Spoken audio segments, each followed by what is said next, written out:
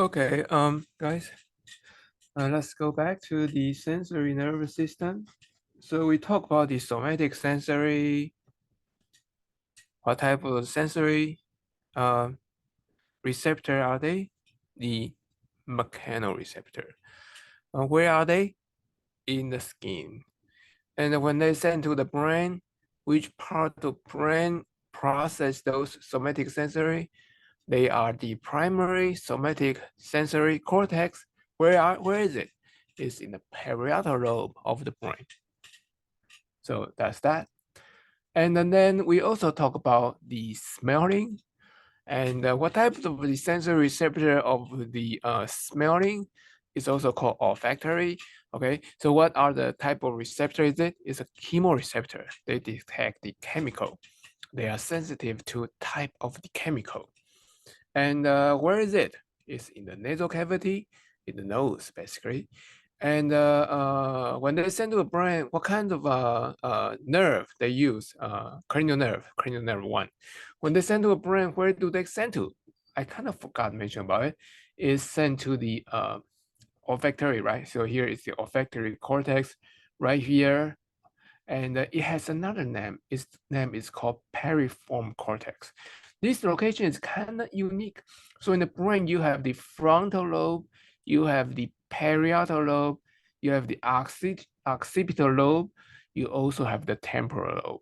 This olfactory cortex region is in a juncture between the frontal and the temporal. So that is the name of it is called piriform cortex. So this is the piriform cortex or piriform area. So this piriform cortex is the primary cortex to process your smelling. So that's two of the sensory nervous system that you need to know. And what's the next one? So the next one is vision. So here's vision. Vision, what type of receptor are those sensory receptors? They are sensitive to light. We call them photoreceptor. They are located in the eye. So here is the eye structure. You have light through cornea, pupil, and the pupil can dilate to allow more light to come in or constrict to reduce light if you are going outside and it's very sunshine, so you will make it smaller so you can adapt.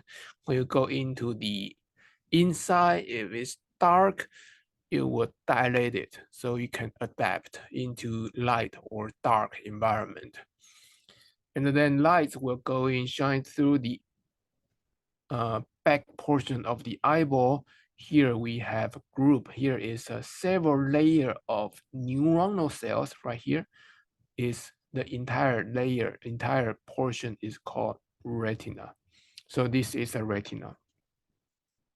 Retina has the photoreceptor. Here you can see these triangle portion or this portion. Those are the photoreceptor. We have a rods photoreceptor. We have cones. We call them cones. We have a different type of the color cones. And so they are sensitive to green light, red light, or blue light. So we can tell different kind of color. There are people with color blind. Basically, some of these photoreceptor doesn't function well, so they become colorblind. They can still see, but they cannot distinguish. Usually, it's red and green, and so we have some of probably you know someone who cannot distinguish red and green. So that is the photoreceptor. The organs is the sensory organ is in the retina. So, and what type of the sensory receptor? They are photoreceptor, not chemical, not mechanical. They are photoreceptor. And so when they got stimulated by the light, they will transmit signal all the way to here, all the way to here, and then all the way through this nerve. This nerve is called optic nerve. These are bundle of nerve. bundled by the oligodendrocyte. So this is part of the central nervous system going into the brain. So here is the visual system. We have the photoreceptor in the retina, photoreceptor cells in the retina, and they detect light.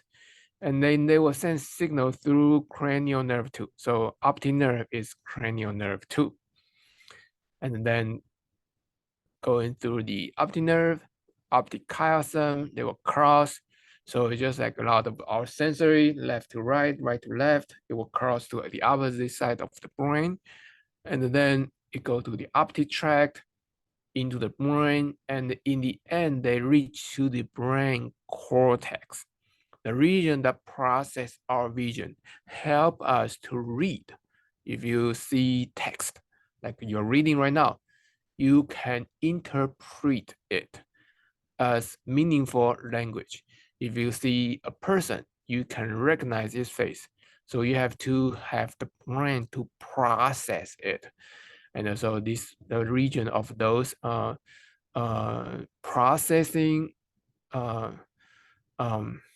area is in the occipital lobe of the brain. So this is a primary visual cortex. So that's that.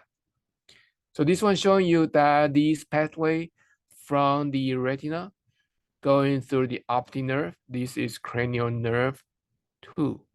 Okay, a quiz question, which cranial nerve serve the visual signal? Cranial nerve 2.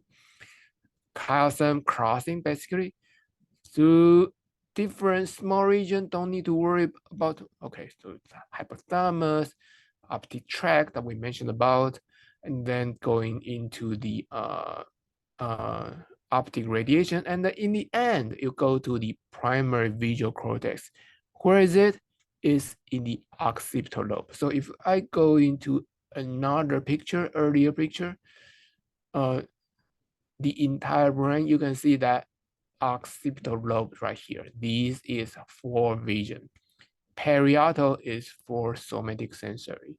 The juncture between frontal and temporal right here is called piriform cortex. This is for smelling. And so that's that. So these are the 3 things we have been talking about. And so that's that. So this is for vision. All right. The next one is for hearing. So for hearing, you have the organ, you have the sensory receptor to receive the sound wave. Sound wave are mechanical wave. So it travel through air. Air serve as the media to transmit that mechanical signal, mechanical wave. And so this mechanical wave will be collected through the ear and then go through a lot of bones right here, small bones right here. So it will touch on the membrane and then to amplify it through these 3 small bones. And then in the end, it will reach out to this organ. This organ is called cochlea. Inside of the cochlea, you have the sensory neurons for hearing. So if we turn it coming down here, so here is the cochlea wave coming in. Wave will travel. Here is a wave travel. If we open this region, you can see the cochlea has 3 tunnel. In one of these tunnel, if we expand it, you can see that here are the hair cell. So here is the hair cell. Hair cell have this cilia, and this is a membrane on top of it. When the sound wave travel, it will cause vibration of this wave with this membrane, and it will move this hair, and then you can hear. When this hair cell receive that sound wave, it will collect those signals, travel through a nerve, this cranial nerve, this cochlear nerve. This cochlear nerve will merge with another nerve, and then it will send to the brain. So this is how we receive the hearing signal. So what type of the receptor is a mechanoreceptor? Location, where is it? Is in the ear or inner ear. If we want to be more specific, is in the cochlea. And what cells serve those hearing? Those are hair cells. And then it will transmit into a brain because it's in the head. So it has to go through a cranial nerve again. So what cranial nerve serve that function? Right here. So here is the cochlea. This is the cochlear nerve right here. This is the cochlear nerve. This cochlear nerve will merge, will bundle with the vestibular nerve. This vestibular is for your body balance. These two bundle together for vestibulocochlear nerve. They will bundle together. Every central nervous system has very similar concept. They bundle together. This is called cranial nerve 8. So which cranial nerve serve function for hearing is cranial nerve 8. And then it will go into a brain. It will go into, it will go into a brain. It will go into a brain. Then the auditory cortex is in the temporal lobe. So I think we have a brain up here. We kind of touch on it, but not, okay, let me specify it here. The temporal lobe here, this region, temporal lobe is for hearing. So that's that. So where is the primary auditory cortex? Is in the temporal lobe in the brain. So you can understand what I'm talking about. It's not just the sound. It has its language. You can understand music. You can respond to it. You can resonate to a story. So you can hear, and that is the auditory system. All right. So the next one will be test. You can test things. It's also another very important cranial, the brain, the head sensory signal. We almost going to finish it. I think this is the last one. We talk about the vision, we talk about the hearing, we talk about the nasal. Here is the test. So what type of receptor for testing? The testing is also called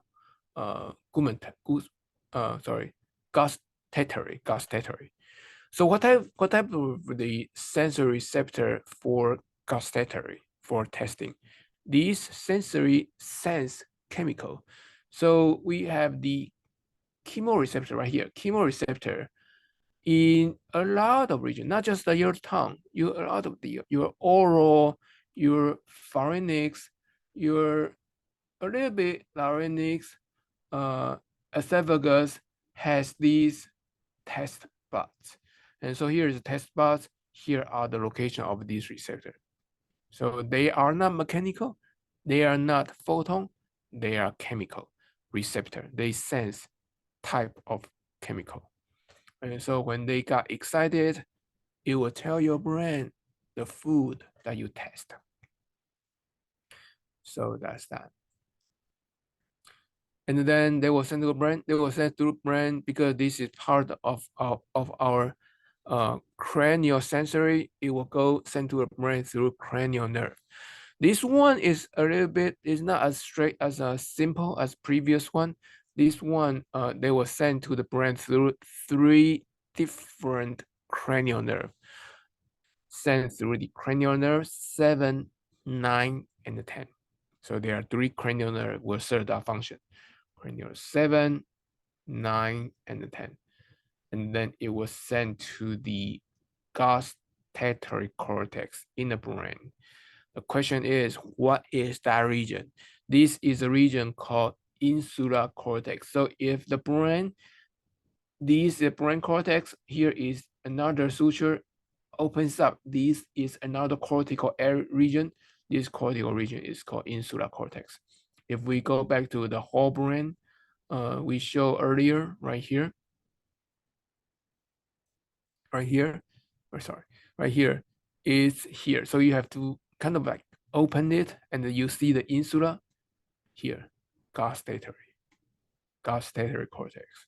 So this is the brain region that we can process the meaning of the test. Yeah. So I think that's about it. Yes, so that's the test. Yeah. All right. So this figure just show you 12 pairs of cranial nerve. You can see that we have different cranial nerve 1, 2, 3 is oculomotor. We are not talking about it. We probably will talk about it in our lab, but not here. Oculomotor has 3 motor neuron because our eyeball movement require 6 muscle, and we have 3 nerve to control each of them. And then we also have facial, we have trigeminal. This one involve about a lot of our headache, migraine, and in the facial, what else?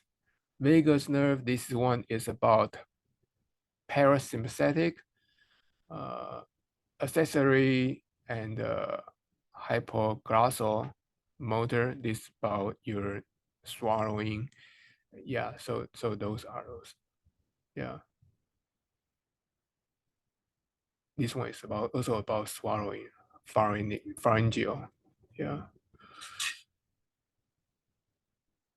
And what's the one that involved in our sensory are cranial nerve 1 for smelling, cranial nerve 2 for vision, cranial nerve 8 for hearing, and the cranial nerve 7, 9, and 10 for testing, gustatory.